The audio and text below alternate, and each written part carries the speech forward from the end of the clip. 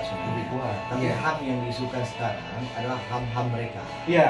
HAM mereka yang mematahkan kita. Itu bagian daripada Ghazul Fikri, kalau dikatakan perang berat saraf. Iya, orang Untuk menggeserkan nilai-nilai sebenarnya. Ada kemudian ini kan bermasalah. Iya, betul. Melanggar juga. Melanggar HAM apa? Ini anak sendiri kita pukul aja masuk penjara. Itu kan secara Islam sebenarnya memang disuruh. Kalau memang sudah berada pada posisi tertentu bahkan gitu.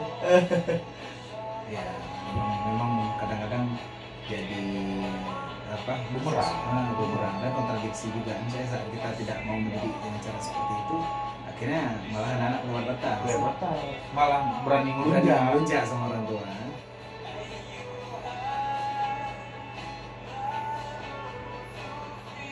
Dan hal kayak gini sebenarnya banyak kejadian. Iya. Kalau di pelatihan tentara dan polisi itu juga kejadian kayak gitu. Cuma ekspos. Itu seringnya terjadi karena mandi baru. Iya. Dan habis waktu pemeriksaan pertama itu udah buka selama semuanya. Jadi kan kita nggak tahu tuh yang mana yang klimax ya.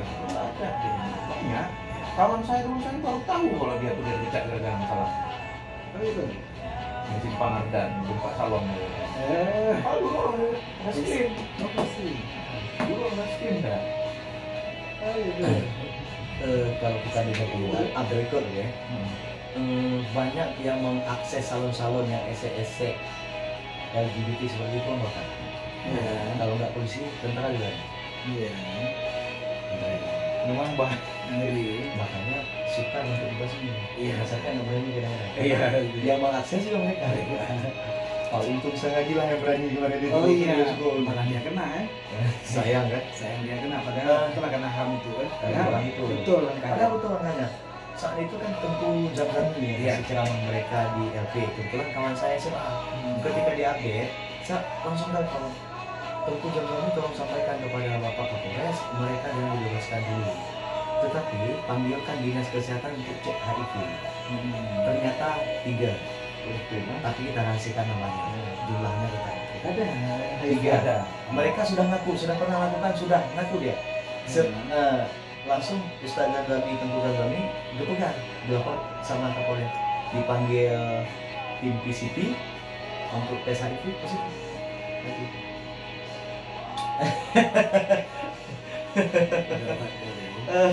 Kali bencana itu juga. Iya. Kalau di kami itu bencana kesehatan loh. Pandemi, endemi nanti masuk itu HIV itu. mematikan. Untuk wilayah timur, saya sudah mantan kuli wilayah timur sana Kota Labu. Kebetulan saya kan mengajar di STK sambilan saya promosikan kampus kami sosialisasilah tentang bahaya HIV. Jadi tetap HIV. Ya.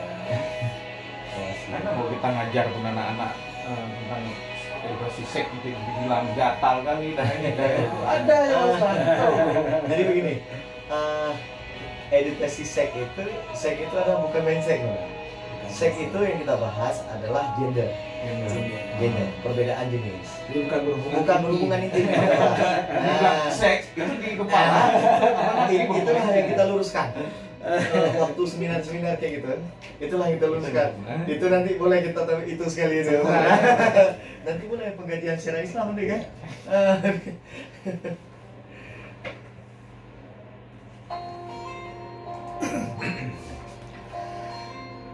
Ya, seperti tadi kembali lagi di 95.2 FM Suara Kreativitas di 40 menit lepas dari pukul 8 malam. Masih dengan Pak Ustadz Gunawan dan juga Pak Mulyadi. Masih sehat Pak? Alhamdulillah. Ya. Baik, tadi kita udah berbicara tentang bagaimana bencana itu, apa sih bencana itu, dan juga apa hukum-hukum dari definisi bencana itu. Dan kita lanjutkan nih Pak Ustadz. Kalau misalnya golongan manusia seperti apa nih Pak Ustadz yang mendapatkan 3 hukum tadi? Iya, luar biasa. Jadi tadi sudah kita bahas dengan Pak Aldo dan juga seluruh pendengar Sobat Kreatif semuanya dimanapun berada. Musibah itu ada 3 macam, yaitu ada ujian, ada musibah, dan juga ada azab. Nah, ujian ini diberikan kepada orang mukmin. Artinya kalau dalam sebuah hadis Rasulullah itu beliau mengatakan bahwa dunia ini adalah tempat musibah. Jadi memang seluruh orang itu bisa kena musibah, terutama yang orang mukmin malah bisa kena musibah lebih cepat. Itu disebut ujian. Dan ini terjadi, betul-betul terjadi. Begitu sahabat bertanya kepada Rasulullah, "Ya Rasulullah, siapakah di antara hamba Allah yang paling besar mendapatkan musibah?" Rasulullah menjawab, yang paling besar mendapatkan musibah adalah, ataupun mendapatkan ujian adalah para nabi. Setelah itu adalah orang-orang yang lebih tinggi derajatnya di bidang agama. Tapi itu ceritanya yang disebut ujian. Nah, makanya kita mungkin pernah mendengar bagaimana Nabi Ayub diuji dengan musibah ataupun dengan ujian yang parah sekali sampai seluruh anggota tubuhnya rontok kecuali tinggal lidah dan hatinya, karena lidah untuk berzikir dan hati untuk bersyukur kepada Allah. Nah, ini yang kita rasakan, yang kita alami saat ini. Bagaimana apabila kita ditimpa musibah? Kalau selama ini kita sudah sholat tapi tetap rezekinya seret, kalau kita sudah ibadah tapi perasaan hidup kita biasa-biasa saja, mungkin inilah ujian untuk kita. Itu golongan yang pertama. Yang kedua, yang dapat musibah ini, Bang Aldo, seperti kita sampaikan, itu adalah manusia pada umumnya. Jadi kalau kita terpikir, oh begitu banyak musibah yang terjadi di Indonesia sehingga tadi jadi supermarketnya musibah sampai oleh Pak Mulyadi. Ternyata memang dalam Al-Quran sendiri kata-kata musibah ini disebutkan 77 kali dalam 56 ayat dan di dalam 27 surat. Jadi luar biasa sekali. Itu pengungkapannya ada dalam bentuk madhi ataupun lampau seperti asaba, dan ada dalam bentuk mudhari seperti yusibu, dan ada dalam bentuk masdar seperti musibatan atau isim masdar. Nah, posisi ini menandakan bahwa musibah ini sendiri bukan sesuatu hal yang tidak diceritakan oleh Allah. Memang ini kejadian, dan membuat kita kalaupun dapat musibah, mendingan kita introspeksi diri, jangan menyalahkan Allah. Karena kadang-kadang Allah memberikan musibah kepada kita malah untuk kita bersabar dan juga meningkatkan martabat kita sebagai manusia menjadi manusia yang paripurna.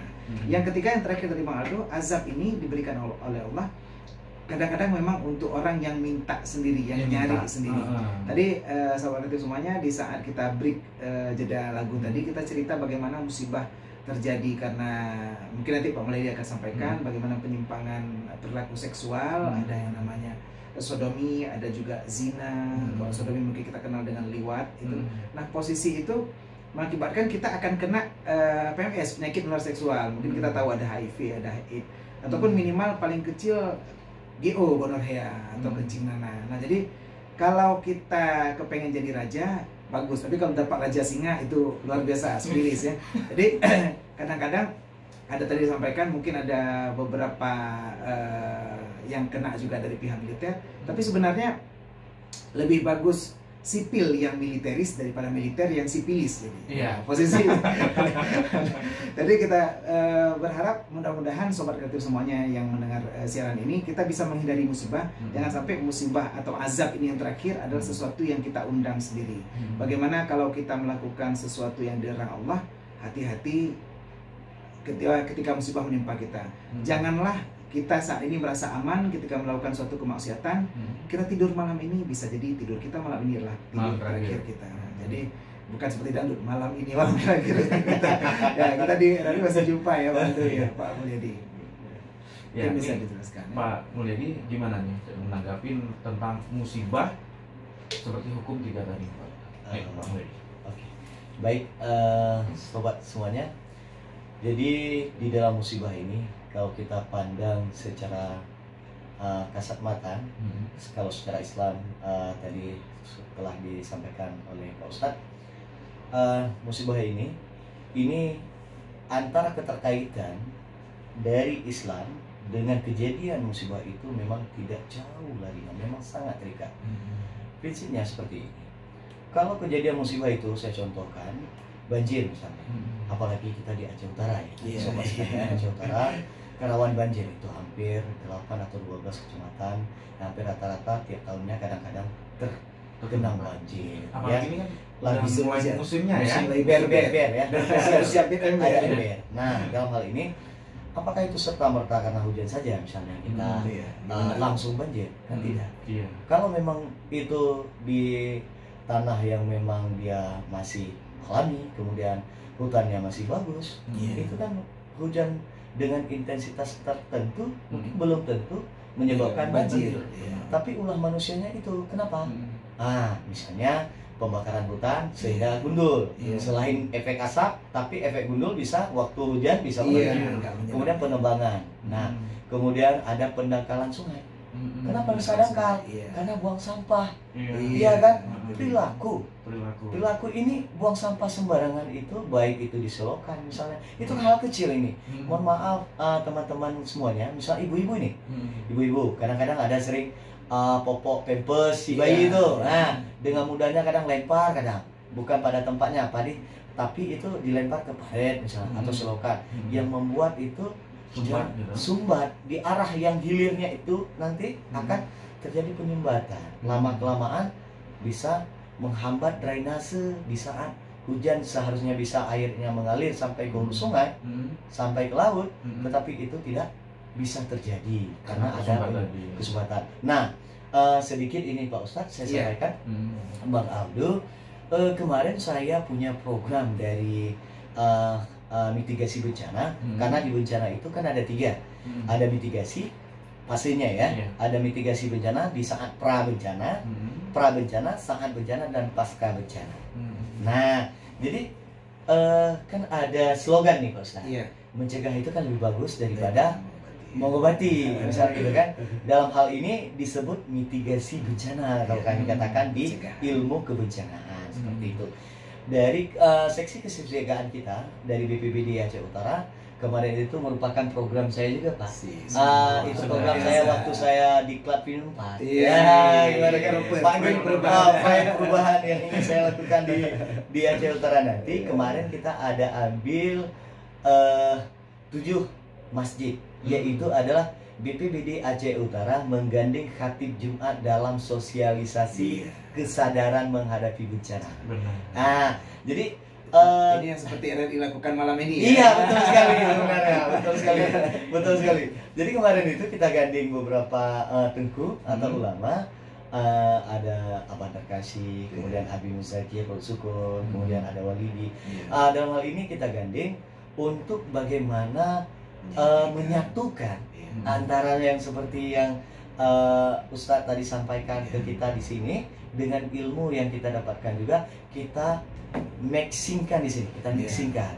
Jadi kita tidak mengganggu tema khutbah Jumatnya, tetapi kita ambil waktu sekitar 10 menit untuk itu materi itu. Dan karena kan memang tugas kita juga. Betul. Untuk memberitahukan, sosialisasi. Jadi kalau kami di mitigasi bencana di BPBD sudah sering kami lakukan juga pelatihan-pelatihan dan penyuluhan-penyuluhan di desa, sekolah, kampus, misalnya kan di kantor-kantor dan lain-lain misalnya. Nah, kita menilai sebuah efektivitas dengan keberagaman masyarakat kita, dengan stratifikasi masyarakat kita. Rata-rata kalau kita di Aceh Utara, dan di Aceh kan hampir 100% memang Muslim. Dan ini merupakan metode atau media bagaimana mengantar sebuah amanah tentang mitigasi bencana, sadar terhadap bencana itu ke hati si pendengar ketika khutbah Jumat ini dilakukan. Nah, seperti itu Bang Aldo. Dan alhamdulillah setelah kita evaluasi postesnya atau tingkat kesadaran masyarakatnya ini ada perubahan, tingkat pengetahuannya. Saya mengambil begini, berarti masyarakat kalau ulama yang menyampaikan tentunya lebih menggigit, lebih menggigit karena di Aceh ini, karena kearifan lokalnya ini, ada istiadat terutama tentang keagamaan kita, keislaman kita. Jadi ini lebih dekat. Jadi kami ambil metode ini untuk memang lebih menggais hati para masyarakat, dan hasilnya alhamdulillah sangat bermanfaat. Begitu Pak Aldo. Ini salah satu kita lakukan untuk mitigasi bencana, apalagi musim-musim hujan seperti ini. Jadi kan saya terkesan, guru saya mengatakan dulu pada saat saya kuliah di kebencanaan, mengatakan jangan lupakan kearifan lokal itu. Kearifan lokal, kemudian antara kebiasaan dan keagamaan itu, jangan lupakan yang itu. Apa contohnya? Misalnya masyarakat Pak Ustadz yang berada di daerah aliran sungai, itu jangankan musim hujan, suara geluduk aja di gunung dia udah paham. Ini kayaknya 2 jam lagi akan datang air bah. Ya, seperti itu. Ini nyokeun urang Aceh, ikate canggu mendang, nyo mungkin kayak gitu pun akan hujan dan akan ire ya. Itu bahasa Acehnya. Ada apa namanya serangga-serangga yang berterbangan, semut udah mulai naik ke daratan sedikit, itu merupakan bagian tanda-tanda mitigasi bencana untuk kita lakukan yang dilakukan oleh mereka, tapi menjadi tanda buat kita. Nah, seperti itu. Sangat menarik memang kalau kita bahas tentang bencana. Begitu Pak Aldo. Iya, karena kan ringan dulu masa kecil nih. Itu ada semut udah mulai banyak naik ke itu dia tadi kan. Orang tuh bilang, nyosang karena hujan aja. Itu mitigasi si semut, tanda buat kita. Kayak gitu, tanda buat kita. Sebenarnya ini juga nggak lepas, ya kan? Kalau misalnya Pak Mulyadi itu udah ngomong tentang bencana karena hutan ditebang, dibakar. Yang sering langganan bencana alam itu kan di Aceh Utara. Sering langganan bilang kan. Itu bukan cuma dari penduduk lokal aja, tapi ini ada oknum pihak luar yang seperti udah pernah kejadian kemarin itu ingin merambah hutan di Aceh Utara, ya kan, menebang ataupun mungkin di Aceh kalau misalnya untuk kebakaran hutan agak kurang. Tapi nebangnya ini itu kayu diambil diperjualbelikan tanpa ditanamnya ulang. Wah, stop dong. Down. Ada genset kan? Ada, cuma nggak otomatis.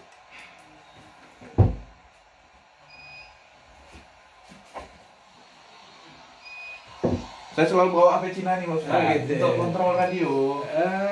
Di situ lebih terang ya, lebih. Misalnya kontrol gini, apakah pemancarnya jatuh, kita kan nggak kontrol di sini. Jadi lebih berguna HP Cina nih. Ya nampak gimana kalau pemancarnya jatuh? Kayak gini.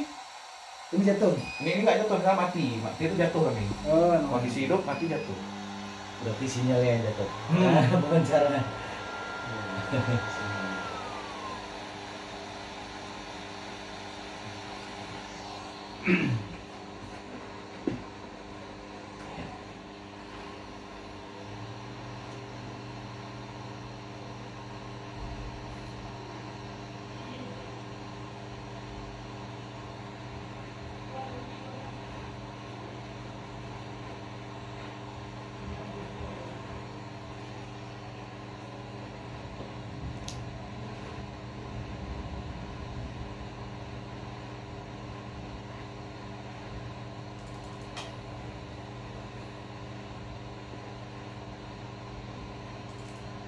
Sebelah sana BNN bro.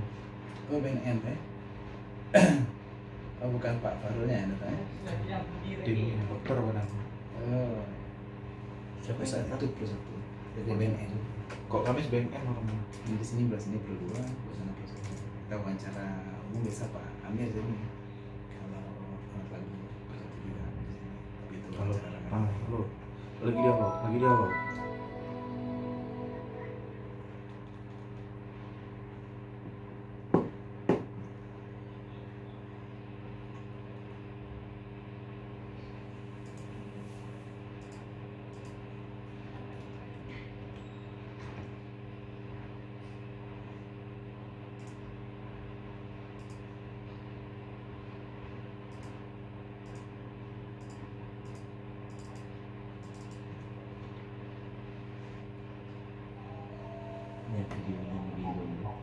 Siap. Saya upload di YouTube setiap rekaman nanti dengan begilingnya aja. Siap. Agak gampang di ini kan di download lagi. Nah, kalau dikirim dari WA Kami pernah bahas. Tujuannya itu tujuannya itu. Nah wajar tayang karena kan dengan lama banyak yang nonton. Nanti kan kayak saya hampir sampai ke monetize dari itu. Ada hampir 500 video.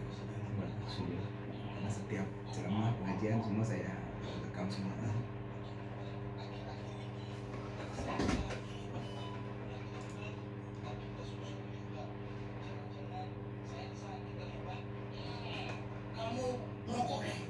Bener mah? Pengen sembuh. Iya mah, iya mah. Tapi ada syaratnya. Apa tuh mah? Berhenti merokok. Loh, kok gitu mah? Jadi opo mah? Sampai yang pikir merokok itu baik untuk kesehatan. Cepat atau lambat, asal rokok itu akan membunuhmu. Berhentilah menyiksa tubuh Anda dengan asap rokok, karena rokok mengandung Indonesia.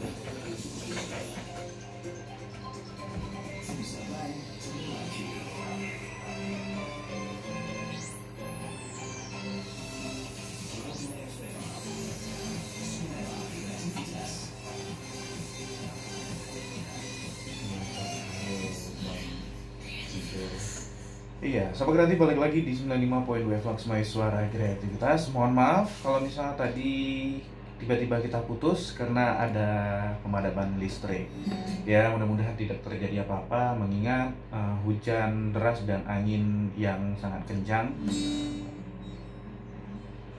Baik, Sobat Kreatif, kita lanjutkan di sharing time masih bersama Pak Ustadz Gunawan dan juga Pak Mulyadi. Iya, agak kaget dari tiba. Nah, ini juga bagian dari musibah sebenarnya. Jadi saat kita mengalami mati lampu itu bagi yang latah jangan temenak, jangan berternak maksudnya. Berternak, tapi ya tetap innalillahi wa inna ilaihi rajiun. Karena kata Rasulullah, saat kamu tertimpa musibah tetap ucapkan innalillahi wa inna ilaihi rajiun walaupun cuma putus tali sandal. Jadi maksudnya putus tali sandal pun kita sebutkan itu. Kenapa? Karena Allah saat kita menyebutkan innalillahi wa inna ilaihi rajiun, Allah berikan dua hal. Yang pertama, Allah berikan pahala untuk kita, pahala sabar. Yang kedua, Allah berikan ganti yang lebih baik dari itu. Apalagi kita kalau membacakan lengkap innalillahi wa inna ilaihi rajiun, Allahumma ajurni ala musibati wa khlifli khairan minha. Sesungguhnya kami dari Allah dan akan kembali kepada Allah. Ya Allah, berikan ke aku pahala dari musibahku dan juga gantikan aku yang lebih baik daripadanya.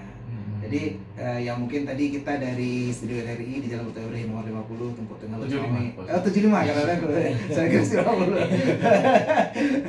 Nah, di sini ada Pak Kepala RRI, ada Pak Agung Prasetya Rosian Umar dan juga seluruh tim di sini. Memang tadi kita juga kebingungan karena memang mati lampu dan tadi disampaikan oleh Pak Ado, mudah-mudahan tidak ada musibah yang menimpa kita. Karena memang kita nggak tahu dengan angin kencang di luar sana, yang pasti jangan hujan juga. Jadi mudah-mudahan ini tidak terjadi musibah atas kita. Tadi doanya seperti Allah masyiban juga bisa apabila kita berjalan di dalam hujan lalu ingin agar hujan itu tidak menimpa kita atau tidak memberikan musibah kepada kita, bisa ada doa tambahan yang Rasulullah ajarkan, Allahumma hawalaina wala alaina. Ya Allah, jadikan hujan ini menimpa di sekelilingku saja tapi tidak atasku. Dan ini membuat kita kadang-kadang kalau kita berjalan kitanya nggak basah, tapi walaupun di luar sana hujan lebat. Jadi mungkin bagi sobat itu semuanya yang mau mengamalkan boleh, karena itu doanya saya juga dapat ijazah dulu waktu di Mudi Mesra sama anak. Doanya gampang sekali diajarkan, Allahumma hawalaina wala alaina. Ya Allah, jadikan hujan ini di sekeliling kami, jangan di atas kami. Jadi tidak menjadi musibah untuk kita dan juga untuk sobat itu semua. Jadi kemarin kan bukan hanya hujan, tapi juga yang di BPBD ya Pak Mulyadi ada puting beliung ya yang baru angin kencang. Baik. Dan ini nih Pak, untuk Pak Mulyadi nih, bagaimana Pak misalnya musim hujan ini untuk mengantisipasi banjir di apalagi yang di sekeliling ataupun di pinggir sungai untuk mengamankan dirinya saat akan terjadinya banjir itu seperti apa? Baik, di BPBD sendiri itu terutama di bidang kami di pencegahan dan kesiapsiagaan bencana itu merupakan tugas pokok kami di dalam mengedukasi masyarakat yang khususnya berada di bantaran sungai atau DAS ya, daerah DAS. Rata-rata kalau kita lihat masyarakat di sana yang pertama dididik oleh pengalaman mereka sendiri. Di saat musim-musim seperti ini mereka sudah mulai mitigasi sendiri. Contohnya misalnya seperti ini. Biasanya kalau ada hewan-hewan ternak yang biasanya dilepas biasa saja di area bawah, ini sudah mulai dinaikkan ke ketinggian sedikit, misalnya seperti itu, udah mulai. Kemudian kalau biasanya menempatkan barang-barang di rumah tidak beralas, misalnya langsung di lantai, ini sudah mulai ditaruh di atas yang lebih tinggi, misalnya di atas meja atau apa, dan meletakkan barang-barang yang mudah pecah atau jatuh itu pada posisi yang aman atau diikat. Hal ini merupakan bagian dari mitigasi bencana. Jadi selama ini masyarakat sudah melakukan, cuma belum tahu namanya apa dulu. Nah, kita namakan itu adalah bagian daripada proses langkah-langkah mitigasi bencana. Jadi itu sudah kita berikan arahan-arahan seperti itu. Pak Aldo, kami sampaikan juga, misalnya di daerah perairan Mantapuli yang ada sungainya itu ada tempat-tempat tertentu dari kami pihak BPBD melalui BPWA melalui BPBD kita udah pasangkan alat-alatnya, alat untuk mengukur ketinggian air. Artinya ada masyarakat di sana yang sudah proaktif, itu kita tanamkan di sungainya itu, tapi dekat jembatan yang bisa diawasi. Jadi ada satu orang yang melihat, ya, ada orang yang melihat, oh ketinggian air segini, oh langsung dilaporkan, diumumkan, jadi masyarakat sudah ada. Kemudian di titik-titik ungsian tertentu untuk sementara kita sudah membangun shelter atau tempat hunian itu yang lebih tinggi daripada jangkauan banjir biasanya. Itu pos? Bukan pos, tetapi itu shelter namanya. Hunian sementara untuk masyarakat. Hunian sementara gitu. Bukan barak tapi seperti rumah hunian sementara. Bangunannya tetap dihuni sementara. Itu maksudnya. Jangan salah nanti ya. Bukan. Tetapi bangunannya permanen dan itu melebihi ketinggian daripada lantai rumah penduduk. Biasanya itu lebih tinggi 2,5 meter daripada tanah biasa, seperti itu. Seperti itu. Itu ini yang kami sudah lakukan di Asangkunkreh itu ada, Pirak Timur, kemudian di Payabakumnya itu ada, kemudian di ini lagi dilakukan pembangunan juga di wilayah Langkahan. Langkahan. Iya, ada juga kan sama Pak Amir ya, Pak Kala kami ya. Langkahan. Itu merupakan bagian-bagian daripada kita ingin menyelamatkan masyarakat yang ada di wilayah sedikit Pak, aliran sungai. Satu shelter itu bisa menampung berapa jiwa? Nah, itu bisa menampung sampai 400 kakak itu bisa banyak itu. 400 300 tergantung nanti besar dan kecilnya pada saat kita buat perencanaannya. Seperti itu. Tapi kalau yang nanti siap di Langkahan itu besar itu. Besar ya. Besar itu. Kenapa demikian kita targetkan? Karena sifatnya sementara. Mereka mungkin lama tinggal di sini dan hidup lama, sambilan untuk diungsikan ke daerah yang memang lebih aman lagi, ring yang aman lagi. Kami kalau di kebencanaan itu ada namanya ring ungsian. Jadi jangan nanti diungsikan setengah kilometer dari area banjir, ternyata besok ketinggian airnya meningkat, area itu pula yang tenggelam. Ada ringnya kan, ada ringnya seperti itu. Dan biasanya kita buat shelter itu mewakili, misal ada 4 desa di wilayah itu ada satu shelternya. Dan desa. Iya betul. Dan di desa-desa tersebut Pak Ustadz juga kami dari mitigasi bencana di